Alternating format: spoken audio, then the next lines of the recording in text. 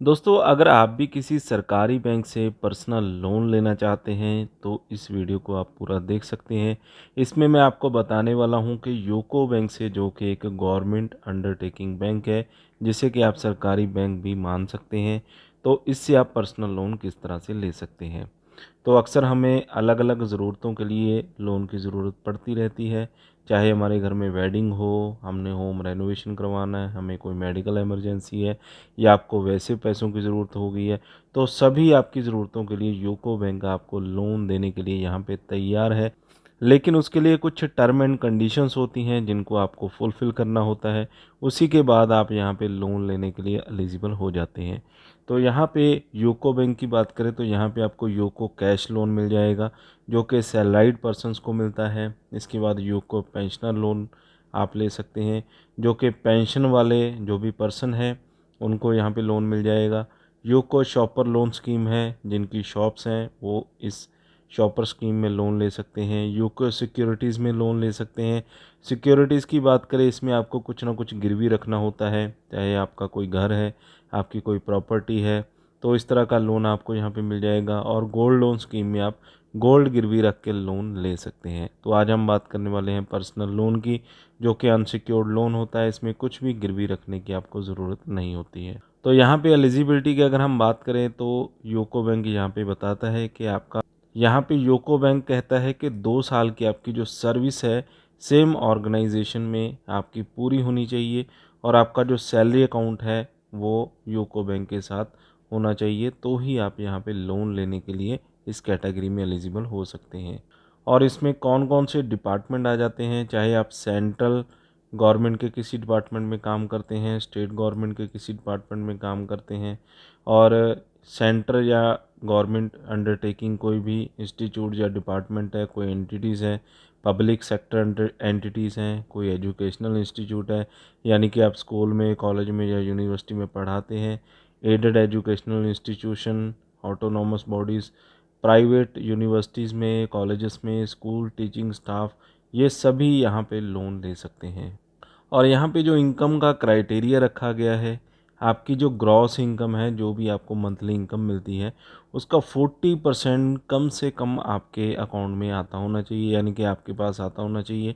जिसमें से अगर आपकी ग्रॉस सैलरी है उसमें से पीपीएफ कटता है, इनकम टैक्स कटता है, इसके अलावा और भी काफ़ी सारी डिडक्शंस होती हैं, ईएमआई वगैरह आपकी कटती है।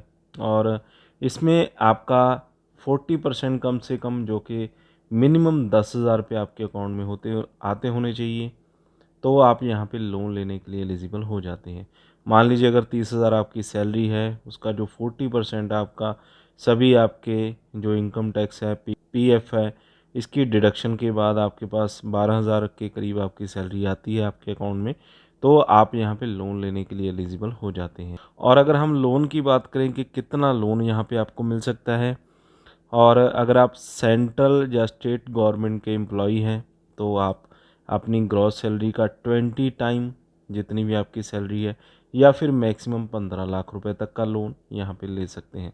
तो दोनों में से कोई भी एक अमाउंट आपको मिल सकता है। और अदर गवर्नमेंट एम्प्लॉयज़, यानी कि अगर आप गवर्नमेंट एम्प्लॉय नहीं है, प्राइवेट सेक्टर के एम्प्लॉई हैं, तो 10 टाइम आपके ग्रॉस मंथली इनकम का या फिर 10 लाख रुपए तक का लोन आपको यहाँ पे मिल जाएगा। सिक्योरिटी की बात करें तो कोई भी सिक्योरिटी आपको रखने की ज़रूरत नहीं है, कोई कोलेटरल यानी कि कुछ भी गिरवी आपने नहीं रखना है, ये आपको अनसिक्योर्ड लोन दिया जाता है। अगर आप सेंट्रल स्टेट गवर्नमेंट के कोई एम्प्लॉई हैं, तो 3.15% से लेकर 9.40% प्लस 3.15% से प्रेजेंटली अभी 12.55% पर एनम का रेट ऑफ इंटरेस्ट आपको लग सकता है, जो कि फ्लोट रेट होता है और बैंक में फ्लोट रेट ही काउंट होता है। और अदर दैन गवर्नमेंट एम्प्लॉयज़, अगर आप प्राइवेट एम्प्लॉई हैं, तो आपका फ्लोट रेट रहेगा इंटरेस्ट रेट का 3.40% से 9.40% प्लस 3.40% प्रेजेंटली अभी 12.80% पर एनम का फ्लोट रेट आपको लग सकता है। और इसी के बीच में अगर हम बात करें कि रीपेमेंट के लिए आपको कितना टाइम मिलेगा, यानी कि आपकी जो किस्तें बनी हैं कितने टाइम में आपको रीपेमेंट करना है, तो 84 मंथ की इंस्टॉलमेंट यहाँ पे आप बनवा सकते हैं। इसे हम मानकर चल सकते हैं कि 7 साल मैक्सिमम किस्तें आप यहाँ पे बनवा सकते हैं। 7 साल में आपने लोन को वापस करना है। और अगर आप गवर्नमेंट एम्प्लॉय नहीं हैं, प्राइवेट एम्प्लॉय हैं, तो 60 महीने की किस्तें आप बनवा सकते हैं, यानी कि 5 साल का लोन का रीपेमेंट का टाइम आप यहाँ पे रख सकते हैं। प्रोसेसिंग फ़ीस की बात करें तो 1% आपका प्रोसेसिंग फ़ीस लग सकता है टोटल आपके लोन अमाउंट का, या फिर 750 मिनिमम आपका जो प्रोसेसिंग फ़ीस है आपको यहाँ पे लग सकता है। यहीं पे अगर हम डॉक्यूमेंट्स की बात करें तो एक तो लोन एप्लीकेशन को आपको कंप्लीट करना होगा, 3 पासपोर्ट साइज़ फ़ोटोग्राफ्स आपके पास होनी चाहिए, और बैंक अकाउंट स्टेटमेंट आपके पास होनी चाहिए, पासबुक का लास्ट 6 मंथ का। प्रूफ ऑफ रेजिडेंस में आप टेलीफोन बिल, इलेक्ट्रिसिटी बिल की फ़ोटोकॉपीज़ दे सकते हैं। प्रूफ ऑफ आइडेंटिटी में आप voter ID card, passport, driving licence, अपना आईटी पैन कार्ड दे सकते हैं। और सेल्फ एम्प्लॉयड केस में आपको आईटी रिटर्न देना होता है पिछले 3 साल का। अगर आप सैलराइड हैं तो आप फॉर्म 16 फिल करके दे सकते हैं, और 2 फाइनेंशियल ईयर का आपको फॉर्म 16 या आईटी रिटर्न यहाँ पे देना होता है। तो डॉक्यूमेंट की रिक्वायरमेंट आपको इस तरह से पूरी करनी होती है। आप 2 तरीके से लोन को अप्लाई कर सकते हैं। एक तो आप सीधा ब्रांच जा सकते हैं, आपके नियर बाय जो भी यूको बैंक की ब्रांच है उसमें आप विज़िट कर सकते हैं। और इसके अलावा यहाँ पे आपको इस पेज पे रीडायरेक्ट कर दिया जाता है, डिटेल पे आपने क्लिक करना है और यहाँ पे आपको एक कैलकुलेटर मिल जाएगा। इसमें आप अपना name, date of birth, gender, income details यहाँ पे फिल कर देनी है, लोन की डिटेल डाल देनी है और एलिजिबिलिटी अपनी चेक कर लेनी है कि कितना लोन आप यहाँ पे ले सकते हैं। इसके बाद यहाँ पे आपने अपना मोबाइल नंबर एंटर करना होता है, आई ऑथोराइज पे क्लिक करना है, कंटिन्यू पे क्लिक कर देना है।